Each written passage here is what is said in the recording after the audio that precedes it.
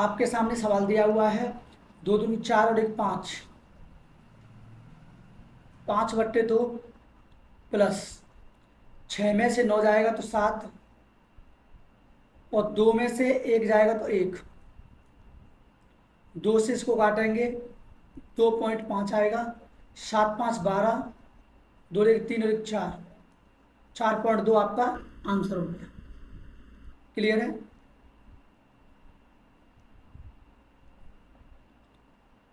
Hello दोस्तों, मैं हूं शिव कुमार। आपका स्वागत करता हूं एसएससी मैथ स्टडी पॉइंट पर। और आज की जो क्लास होने वाली है हमारी, वो SSC CGL 2025 previous year question करने वाले हैं। तो जैसे हमने ये सवाल किया है, इसी की तरह आगे भी हम सवाल करेंगे बहुत शानदार ट्रिक से। सवाल दे रखा है 7 चौक 28 29, ये हो गया। सबसे पहले बोर्ड मास पढ़ा है, तो बोर्ड मास में ब्रैकेट हल करते हैं। तो ये 4 दे रखा है, ये 3, 3 में से 1 जाएगा तो 2/4 आ जाएगा। गुणा करेंगे इसमें 1/2, 2 से 2 कैंसिल, आपका हो जाएगा 1/4। ये यहाँ तक हो चुका है। 1/3 माइनस दे रखा है, तो यहाँ 1/3 माइनस लगा लेंगे। 4 इधर गुणा करेंगे क्रॉस मल्टीप्लाई, तो 4 - 3/4 12, 1/12 आ गया। अब ये डिवाइड में दे रखा है, तो 5/6 डिवाइड बाई 1/12, 6 से 1 बार, 6 से 2 बार, 5 दूनी 10, 10 आ गया। 29/4 दे ही रखा था, 10 लिखेंगे, 4 × 10 करेंगे 40 हो जाएगा। तो 29 - 40 बट्टे आपका हो जाएगा 4। अब 40 में से 29 घटाएंगे तो 10 में से 9 गया तो 1, 3 में से 2 गया तो 1, माइनस का बटे 4, 4 दूनी 8, 8 3 11, 2 सही 3/4 आपका आंसर रहेगा। लेकिन ये माइनस में दे रखा है, तो आपको भी माइनस में लिखना होगा। ऑप्शन आपका ये सही होगा। क्लियर है? अगला सवाल दे रखा है, इसको 2 प्रकार से किया जा सकता है। सबसे पहले कि 5/9, 4/7, 3/5 और 2/3। इसकी मैंने शॉर्ट वीडियो बना रखी है, और ज़्यादा एक्सप्लेन करने के लिए शॉर्ट वीडियो में जाके देख सकते हैं आप। तो सबसे पहले मैं क्या करूँगा, इन दोनों का अंतर, जब मैं इन दोनों का अंतर लूँगा तो 9 में से 5 जाएगा तो 4 आएगा, 7 में से 4 जाएगा तो 3, इनका अंतर 2 रहेगा और इसका अंतर 1 रहेगा। अब अंश में इनका गुणा कर लें, 4 पंजे 20, 4 × 12, 3 दूनी 6 और 2। अब इसका मतलब हो गया, इसने बोल रखा है असेंडिंग ऑर्डर।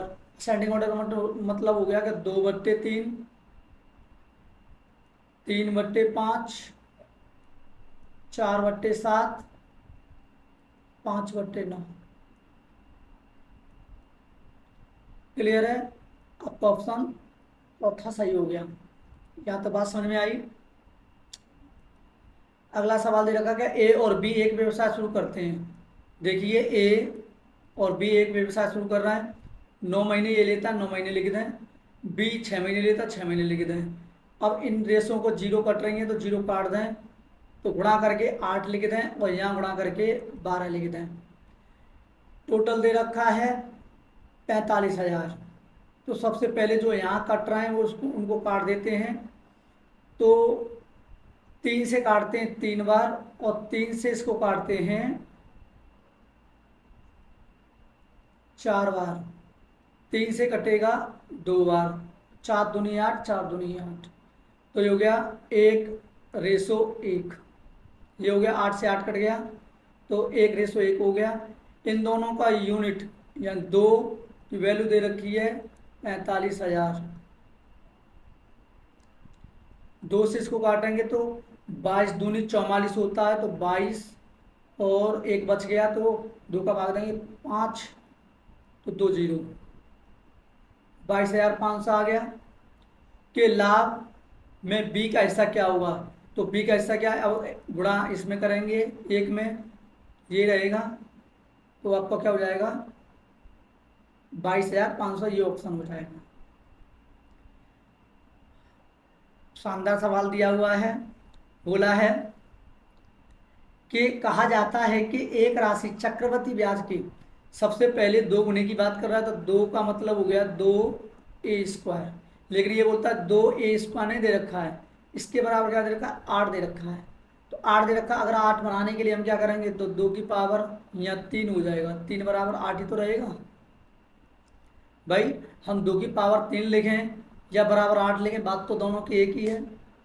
तो आपका 2 की पावर 3 हो गई, जब 3 हो गई, जब कभी भी जो पावर बनती है उसमें वर्ष का गुणा कर देते हैं, तो 5, तो 5×3 = 15, तो ये 15 वर्ष हो जाएंगे जी। यहाँ तक बात समझ में आई, ऑप्शन ए आपका सही होगा। अगला सवाल दे रखा है कि चक्रवृद्धि ब्याज पर एक धनराशि 2 वर्षों में 6600 तथा 3 वर्ष में यानी कि 7920 हो जाती है, तो मूलधन क्या होगा। सबसे पहले ये सवाल दे रखा है, तो इनमें क्या करते हैं हम कि सालों का अंतर लें पहले, तो साल का अंतर 1 आया, अब इनकी राशि का अंतर लें, तो 0 2 9 में से 6 3 7 में 6 1, तो साल का अंतर 1 वर्ष हो गया, और इन दोनों राशियों का अंतर जो हो गया वो आपका 1320 हो गया। यहाँ तक बात समझ में आई होगी। अब क्या करना है हमें कि 1320 बट्टे 6600, इस 0 से ये 0 कैंसिल आउट हो गया। अब मैं इसको लिखूंगा 66 × 10, 6 से इसको काटूंगा तो 2 आएगा, और 2 से इसको काटूंगा तो आ जाएगा इसका 1/5, 1/5 आ गया। 2 वर्ष के लिए बोल रखा है, तो एक इंक्रीज करेंगे, तो 5 और 1 6, 6 2 वर्ष के लिए तो 6, और ये हो जाएगा 5 और गुणा। अब इसने बोल रखा है कि 6 की, इसने बोल रखा है कि 6 की वैल्यू जो दे रखी है वो 6600 दे रखी है, तो इसकी वैल्यू होगी 6600, निकालनी ये है, तो 6 से काटेंगे 11 बार, और 6 से इसको काटेंगे 1 बार, तो 1 बच गया, 1 और तो 5, 8 × 48, 2 बच गया, 6 × 18.333, ये आता रहेगा, 5×25, अब 183.33 गुणा 25 करेंगे, तो ये हो जाएगा 25×3 = 75, 5 7, 25×3 = 75, 7 82, 25×3 = 5 3, तो 7 हो गया, 25×75, 75 और 7 82, 2 8, 25×75, 75 8 हो गया आपका 83, पॉइंट लगाएंगे 3, तो 3 2 5 आ रहा है, क्लियर है। इसके बाद क्या करते हैं हम कि 25×75, 25 8 200, 200, और ये हो गया आपका 8, 8 लेंगे और 20 यहाँ से लग जाएगा, 25 और 8 25 और 20 45, तो ये हो गया 4583.25 लगभग में, तो ये हो जाएगा 45.83, ये आपका आंसर होगा। क्लियर है, ये लगभग में आ जाता है, कोई दिक्कत नहीं है। आज का टॉपिक हमारा यही था। अगर आपको क्लास अच्छी लगी हो तो लाइक शेयर सब्सक्राइब